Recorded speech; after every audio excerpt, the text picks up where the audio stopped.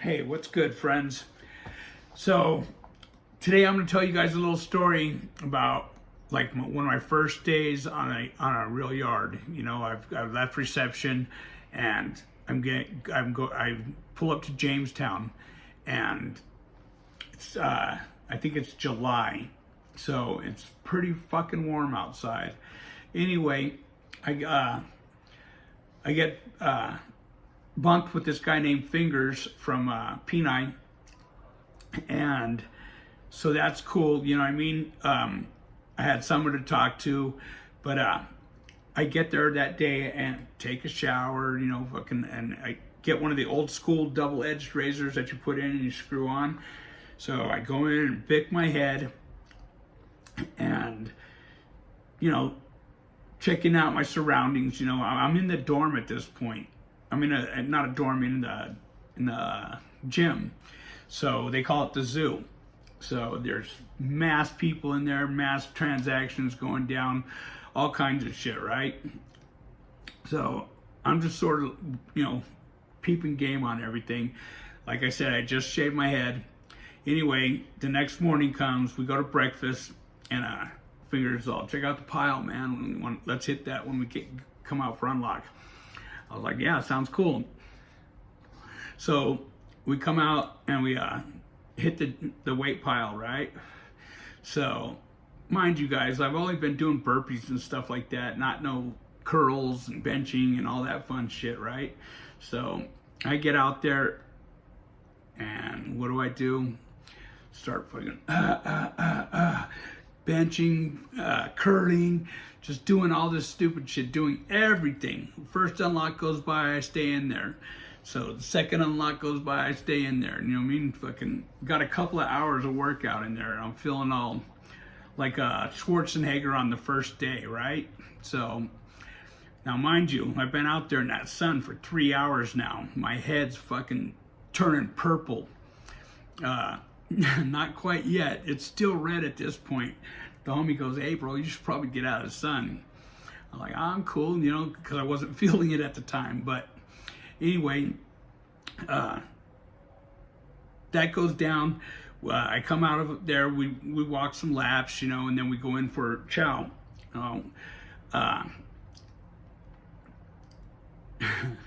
Anyway, so let's just say it was an uneventful night. You know what I mean? I crash out sort of early. I wake up in the morning for breakfast, and I can't fucking move, man. My arms are stuck like this from, doing so many curls and shit.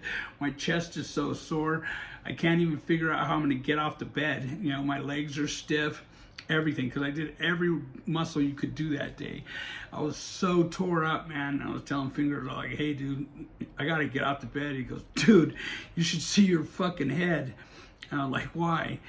And because it was throbbing, but it had turned purple, man. You know what I mean? So here I am, so ate up, arms are stuck, chest is sore, legs are sore. He's fucking helping me off the top rack because that's where I was placed. And I'm just like so ate up, it's not even funny, right? So he tells me, hey, we should go back into the pile and, just do some light shit to get loosened up. So I agreed with it, but I couldn't do anything. I was just little curls and shit. So I was so ate up. If I had needed to be in a fight or anything that day, I would have been screwed, right?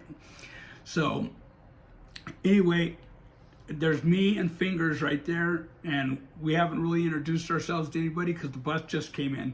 Now, when the bus came in, it was old school reception. You know what I mean? Like there's 300-400 people over there, Mexicans, blacks, whites, everything. You're walking in to go to get your clothing and get your shoes and whatnot, and there's just cat calling going on and this and that, right?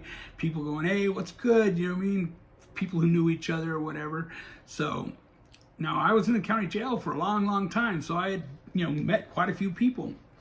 And a couple of cats were like, hey, what's up, Badger? And I'm like, all right, what's good? You know what I mean?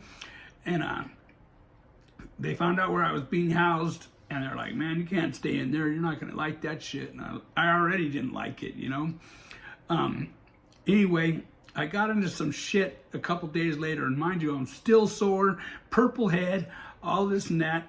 I got into some shit with some Sacramaniacs, right? So I borrowed somebody's Walkman, and while it was in my possession, somebody took the motor out and fucking returned it, you know?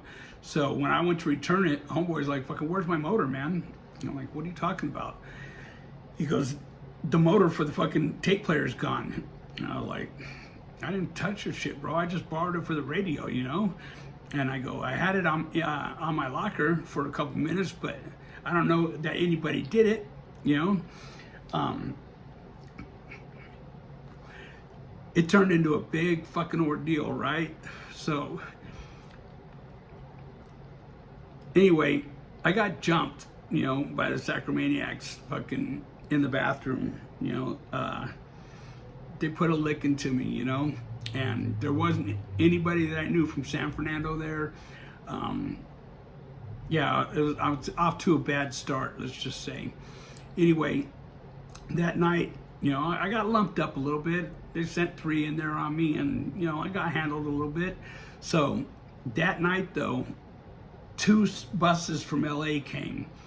I had like 17 homeboys from San Fernando show up that very night. It was beautiful, man. Anthony Kulaks, he's like 6'3", 6'4", just a big old beast. Yo, his brother Conan, you know, like, just the car was so deep it wasn't even funny, and they seen that I was a little lumped up, and they're like, fucking, what happened, homie? And I'm like, the maniacs got me because behind the radio, you know what I mean? That someone clipped the motor out of it, and they're like, they jumped you 3-on-1? And I go, yeah. And I go, it's no big deal, you know. I mean, I was trying to keep face and yet not have anything kick off, you know what I mean? Because they just got there, and Yo and his brother were like, fuck that. Conan's his brother. They're from the Antelope Valley. Anyway, they're like, fuck that. So they're all pointing them out. So we walked around, and I pointed the ones that were in there out. I'm like, that dude right there, this dude right there. So they went and told him, hey man, my homeboy wants to head up, you know what I mean? And they're like, yeah, cool. So they're lining up, you know what I mean? Fucking outside the bathroom, and the homeboys are making sure that nobody else comes in there. Anyway, first dude comes in, and I believe his name was Cotton, and I lit him up a little bit, pretty well. He went out, and then another dude came in, and then Kulaks and everyone else, they just pushed the other 3 dudes in there and just commenced to beating the bark off of everybody, you know? And we broke it up real quick. Someone yelled walking, so they had big fans in the gym to where you couldn't hear shit going down, you know what I mean? But you can hear boots scuffling everywhere. It doesn't matter, you know? It's a sound you'll never forget once you've heard it, you know, and been involved in it.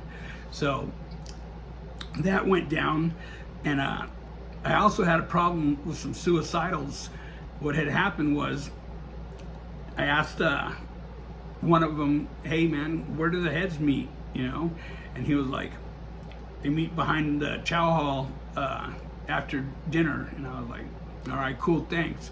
Well, I had went over there by myself like a dumb motherfucker, and they all looked like they were heads. So I walked up and I'm like, hey, what's good? I'm Badger from San Fernando, you know what I mean? I'm from Armed Skins. And they were like, is that right? And they were like, fucking, well, we're suing you, you know what I mean? They fucking jumped me too, man. So the fellas weren't having that, you know what I mean? Everybody that put hands on me, fucking, they were getting retribution on it the day that they got there. The very next day, we were on top of all that shit. So I think a couple of people got rolled up because when they went to chow, they had lumps on them or whatever, because I didn't see a few of them after that. But anyway, I didn't have any more problems there with either car, you know what I mean, either the Sueys or the fucking Sacramaniacs. I had a good friend from Sacramaniac named Puzzlehead. He didn't like what went down either, you know what I mean? I told him, hey man, I'll pay for the radio battery or whatever, the radio motor or whatever. So he was trying to get that shit broke up the night that it happened. But yeah, I was off to a bad start in prison, you know? to be honest with you, I knew who took the motor out. You know, it was sort of planned, but hey, that's the way it is in there. You know what I mean? I haven't told you guys any stories in a while, and you know, I just thought I'd share that one with you. My prison career did not start off very well. You get there, you see all these heads, you know what I mean? You're the new fish. You get an uncomfortable feeling in your gut no matter what when you see that many people gathering. I don't know. Pretty soon it became like living in the projects. So, you know, it was like fucking fun. You know, back then it was fun, you know. They had the unlocks, and you know, you come out and you fucking all get together, play handball, do whatever, bumping tunes. You know, when I was young, it was sort of a good time, you know. That good time faded quickly, let me assure you. You know, the older I got, the more stupid shit that I seen happening.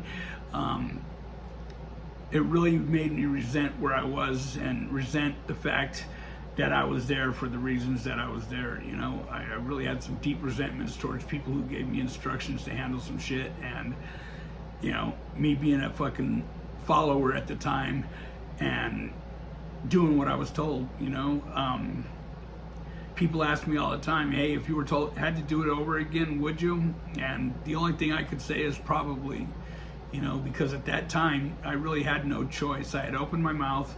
I put myself in a bad position by going through dude's paperwork and then telling someone else about it.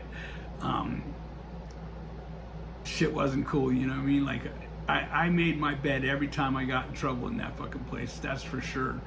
You know, if you haven't seen my story on Patreon, you would understand, you know. Anyway, I'm not gonna go into that right now, but I wanted to share that with you guys. You know, Sandman's going to be working with me a little more, and I'm going to be trying to put some more shows out for you guys for your entertainment, you know, and hopefully for some knowledge to keep you out of trouble, man. Think about what you're going to do before you do it, because a lot of us have those quick tempers, and we end up, you know, 30 seconds can change your whole life, man. You know what I mean?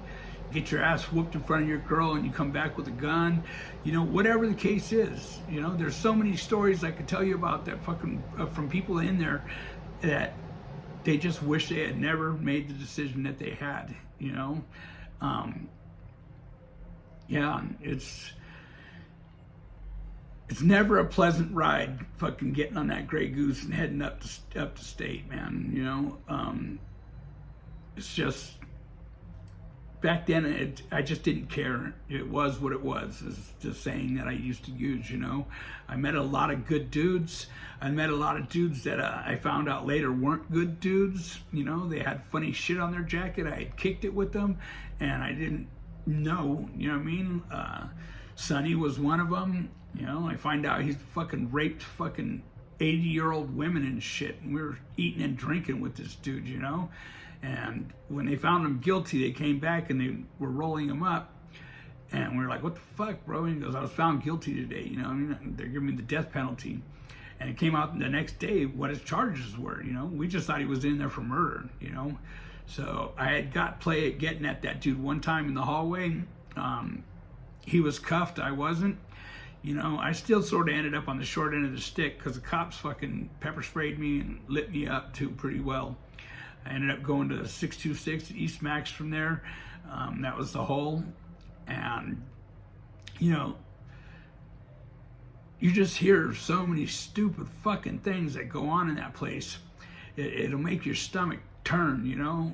The riots that I've been in behind fucking loaf of bread, not a loaf of bread, but pieces of bread. Like a Mexican dude got an additional piece of bread, and a brother got fucking heated about it, and it turned into a fucking riot, man. You know, this is the stupid shit I'm talking about. Back then, it used to say like pork on the line, you know, so that the Muslims could choose to eat or not eat that night. But you know, due to all the 602s to Sacramento about pork on the line, there's no more pork on the line. You know what I mean? The cinnamon rolls that used to be this big, and you put your cereal on top of it, put peanut butter and jelly on it, and peanut butter on it, you know, they're gone. Now you get a little boxed roll. You know, prison just is not the place to be anymore, man. like I said, I had some fun in my early years, but as them calendars fell, man, I fucking beginning to hate that place and everybody that talked to me, waving hi to the same people fucking 17 laps later. You know, it just sucked. You know, I don't know. I just wanted to share a story with you because, you know, I've been asking you guys for some help with my dog, and I hope some of you guys could find it in your heart to give us a hand. You know, he just can't breathe, man, and we can't afford it right now. So if some of you guys can help us out, that'd be wonderful. I'll do a FaceTime with anybody that donates $25 or more towards Monster's surgery. You know, we could do a half-hour FaceTime. You can go to my PayPal. It's Badgers Heavy Hitters 1, and you know, leave a way to get in touch with you, and I'll get in touch with you for anyone who donates $25 or more, because I really got to get this surgery done, man, and I just don't have it.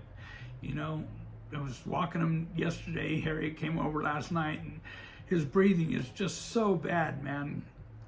I love that dog so much, you know.